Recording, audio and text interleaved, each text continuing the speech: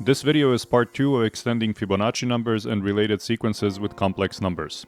If you landed here directly, you may want to watch part 1 first, or if this topic is entirely new to you, consider starting with the golden three-way that introduces how Fibonacci numbers, Lucas numbers, and the golden ratio help define each other. We'll be combining observations and techniques from these earlier videos to find continuous complex versions of a wider set of sequences. Some properties we get will be entirely new, and some old ones will amazingly persist even as we take the system far away from its origins. I hope you enjoy.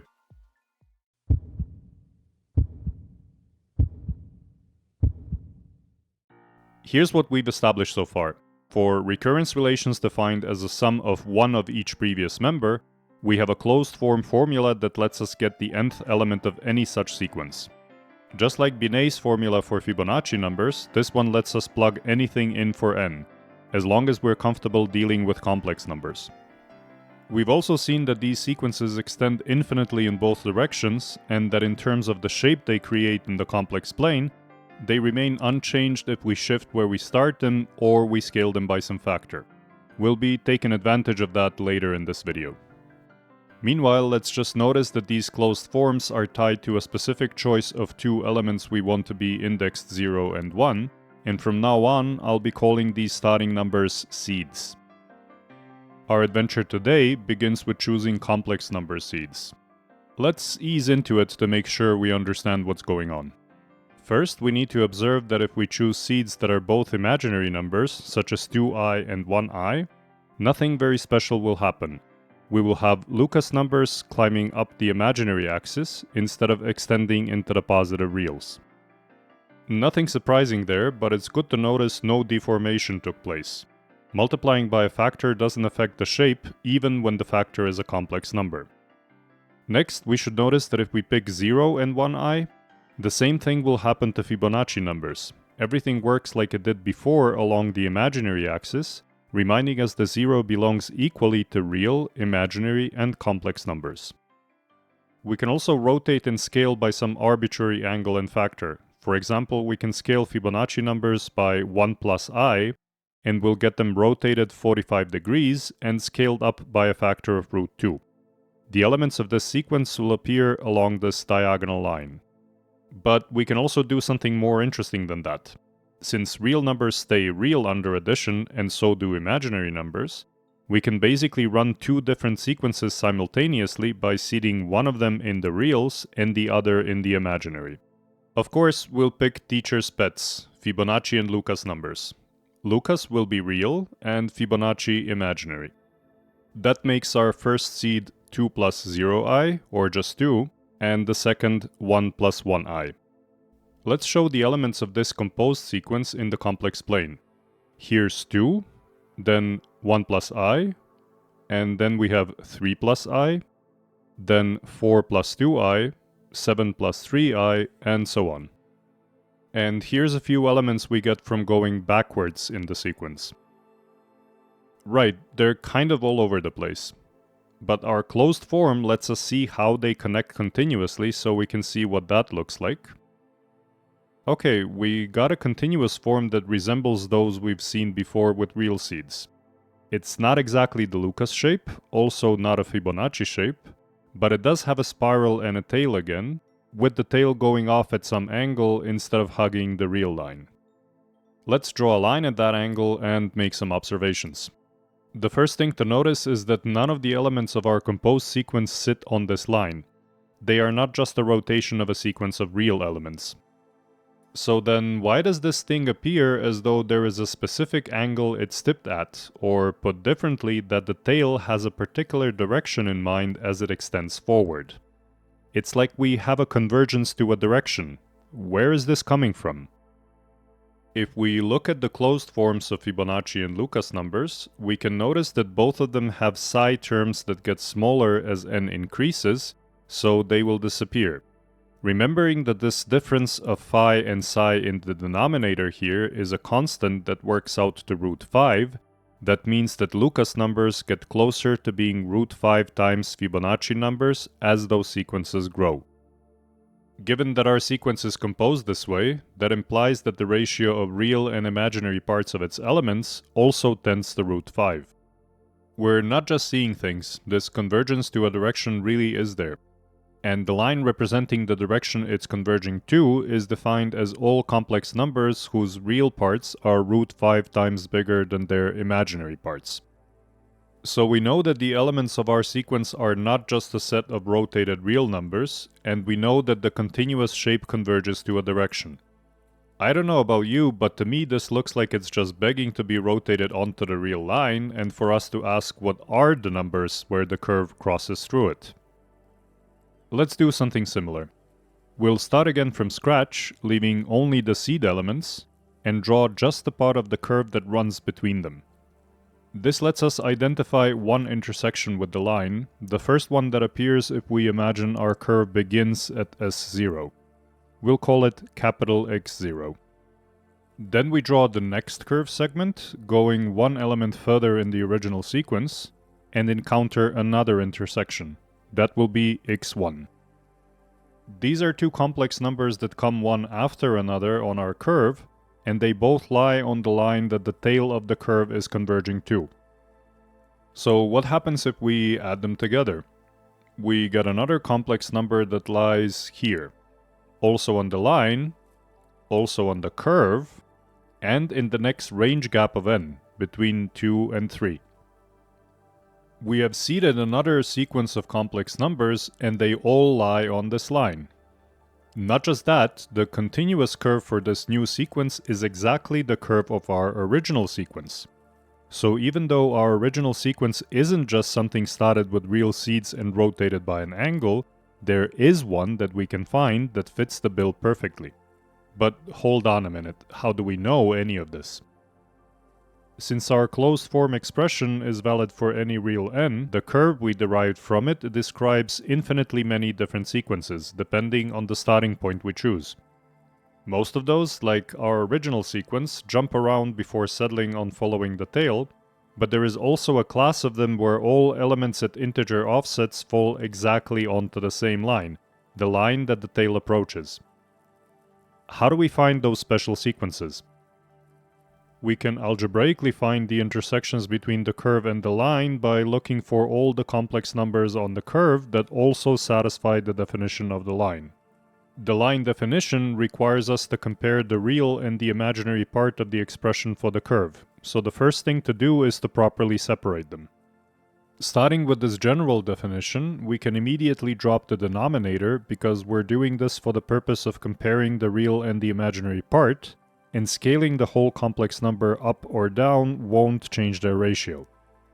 Putting in the values of S0 and S1 for the sequence we were just playing with, in the brackets we get I and some real numbers we can simplify because 1 minus 2 psi and 2 phi minus 1 are both equal to root 5.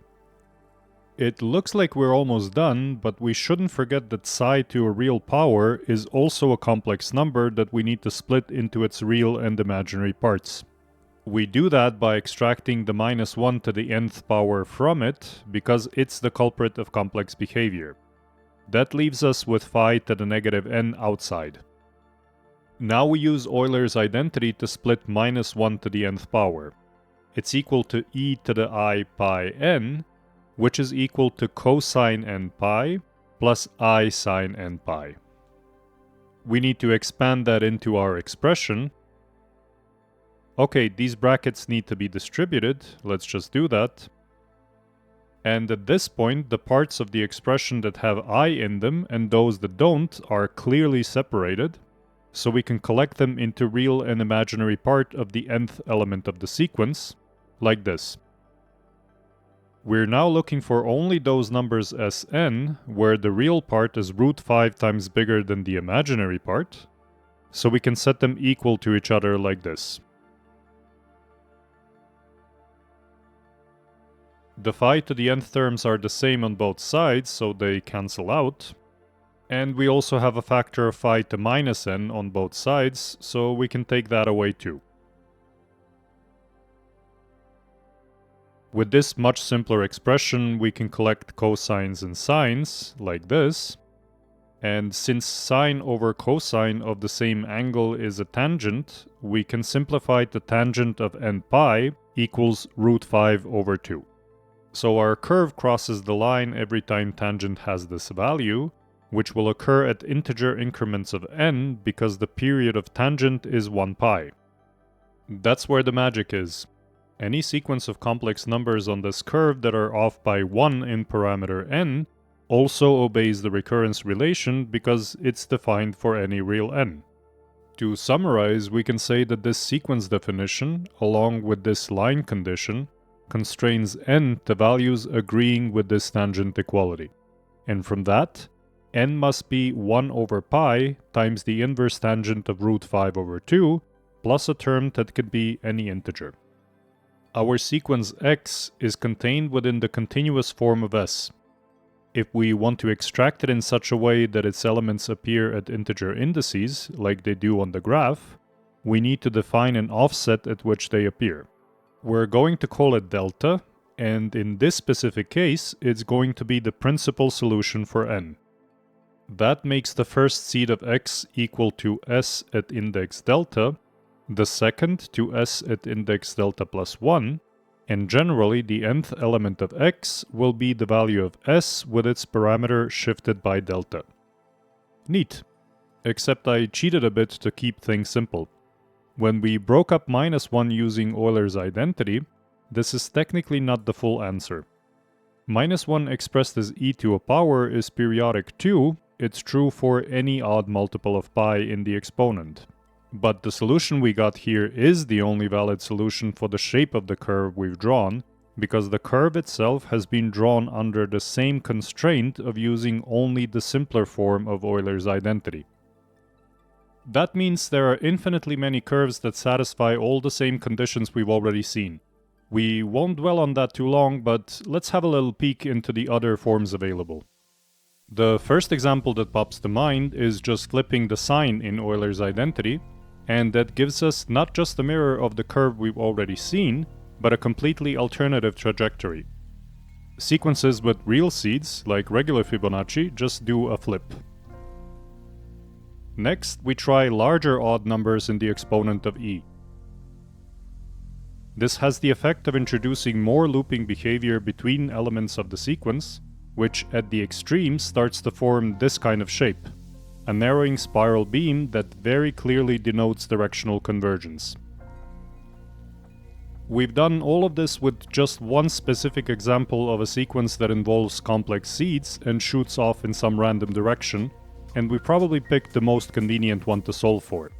A general proof and solution for this directional convergence gets a bit windy, but it doesn't require anything more than the technique we've used for the simpler case.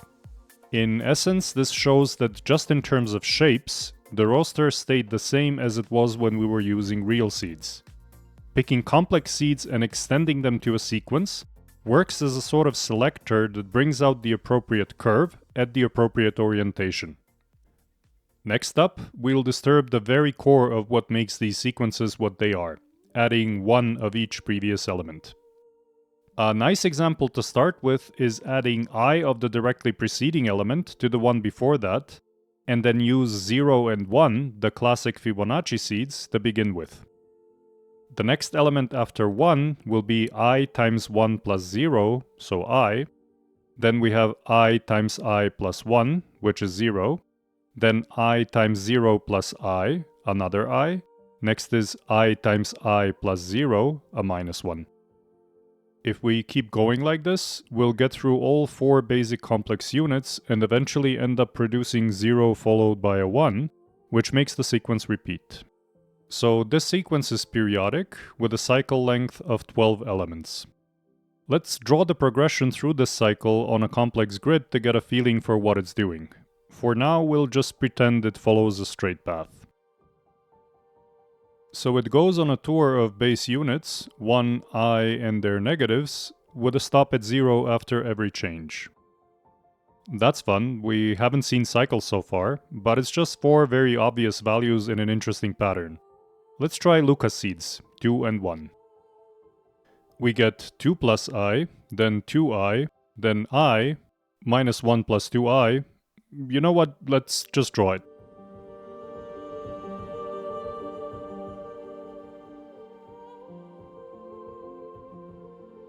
It's again a cycle of length 12, only now it's 12 different complex numbers. If we start with I and 1, we get these values. Again a cycle of 12 and some repetition this time, and they trace out a shape like this.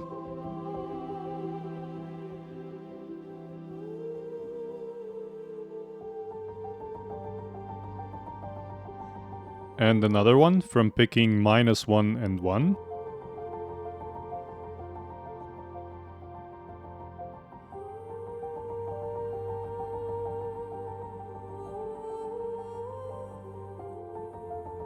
If we change the recurrence relation by making the near factor phi I instead of just I, then even the simple Fibonacci seeds, 0 and 1, produce a 20-step long cycle. Here it is.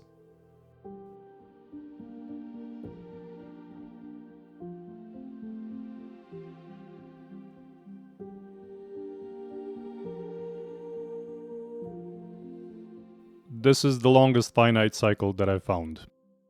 Alright, just one more. We'll make the first factor psi I, and start with 1 and -I.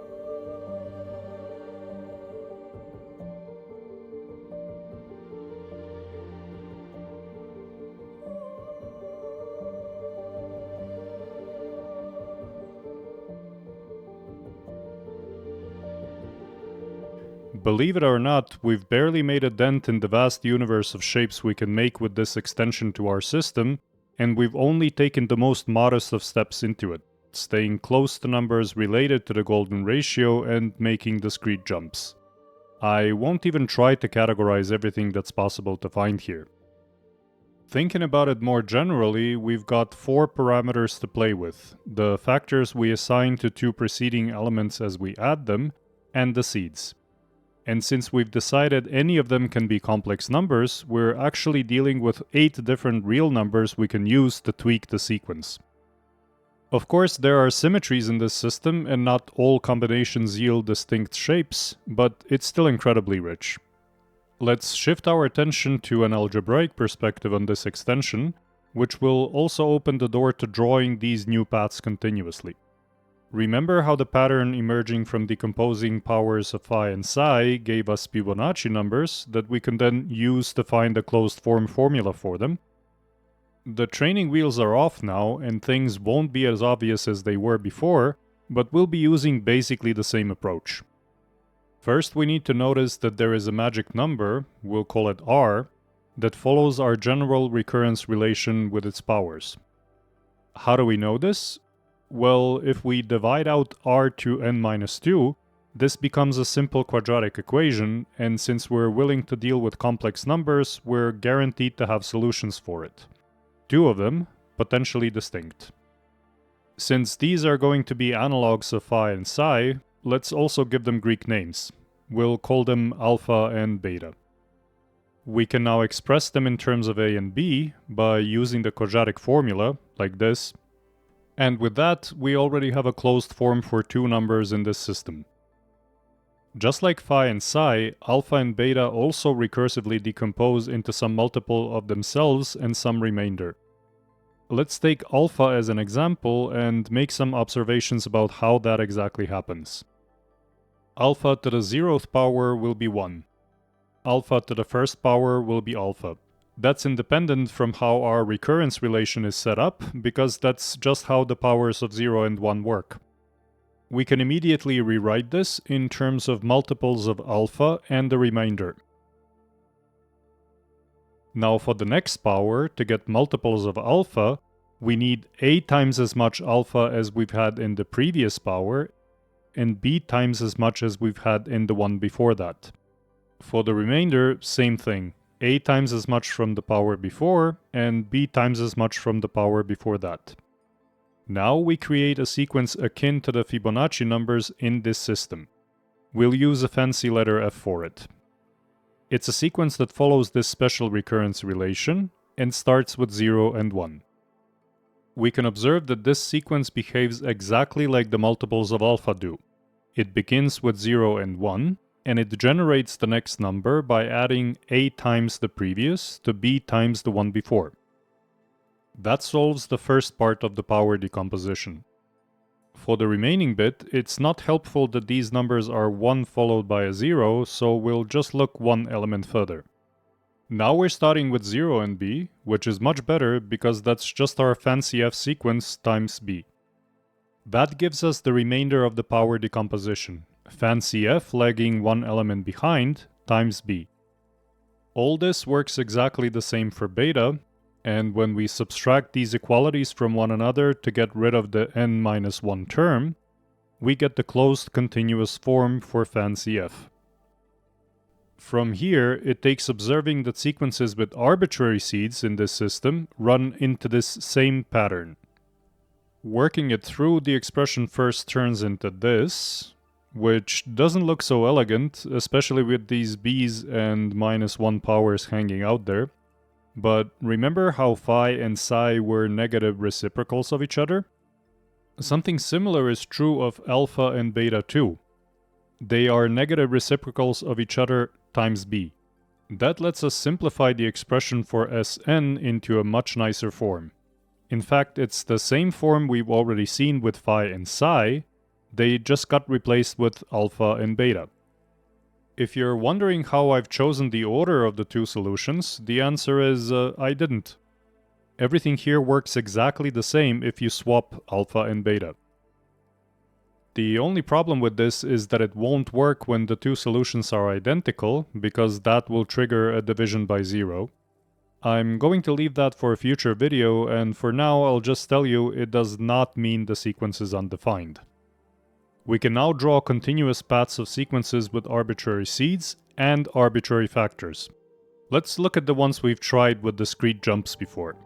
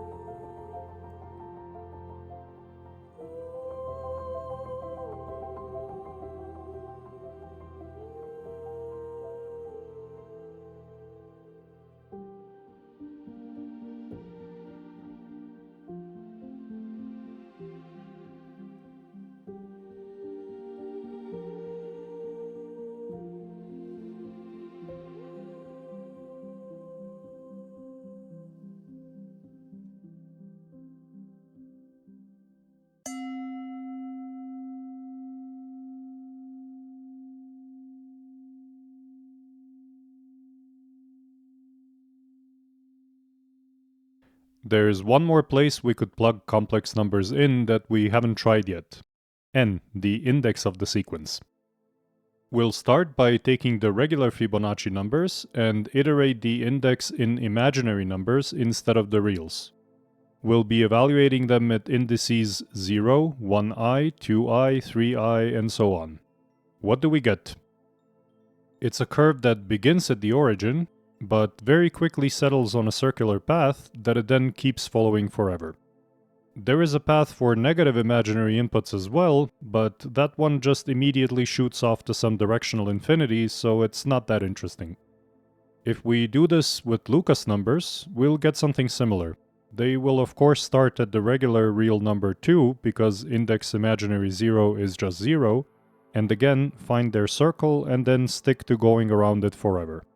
It's interesting that if we want a perfect unit circle with nothing sticking out, we should seed the sequence with 1 and phi, giving us the regular sequence of phi powers. This is because this sequence is just a positive real number being raised to a continuous set of imaginary powers. This has the effect of recreating Euler's identity. The natural log of phi that appears in the exponent doesn't disturb the circle. It's just a multiplier that affects the size of angle increments, but all those angles are still on the same circle. We're getting a hint here of what this weird operation we just made up means. If instead of iterating indices in real or imaginary numbers, we iterate them at some angle, we can see how decreasing that angle unwraps the sequence back onto the real line, and bringing it back to pi half, so back to n being imaginary, curls it into a circle. The same kind of thing happens to the more interesting curves, for example that of Lucas numbers. Remember, we determined that our somewhat more normal sequences, that is, those that just plainly add previous elements together, have this property of converging to a direction. Here, we're seeing that direction getting not rotated, but curled, as if we've introduced angular momentum into the progression of the sequence. In fact, that analogy isn't far off, but it is far off topic for today's video, so I'm just going to leave it at that. To finish off today, let's do something fun. We know that for any of these curves, let's just take regular Fibonacci as an example, we can shift the elements along in n and stay on that curve. That means we can move the spot that represents 0 in our index space. Now, the effect we've just seen of the curve changing shape when we run n along some angle in the complex plane radiates out from this spot. At the point where n is 0, that angle makes no difference at all, and far away from it, it starts making a big difference. Alright, we'll put the spot back where it belongs, where Fibonacci numbers equal 0, and draw these angle offset curves as shadows both above and below. Now let's watch what happens to these shadows as we again move the spot where n equals 0.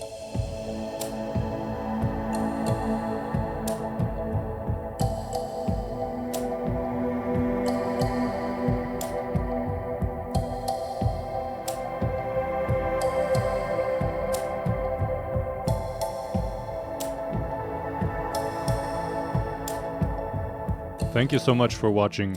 I hope you enjoyed and learned something new. This topic has been quite a challenge to curate as it branches off in so many different directions, and we've only seen a tiny slice of what's actually out there. I'm excited to show you more in future videos. Please share these if you know someone that you think would enjoy them, and let me know in the comments how you like my current mix of algebra and visual exploration. Have a lovely day. Bye!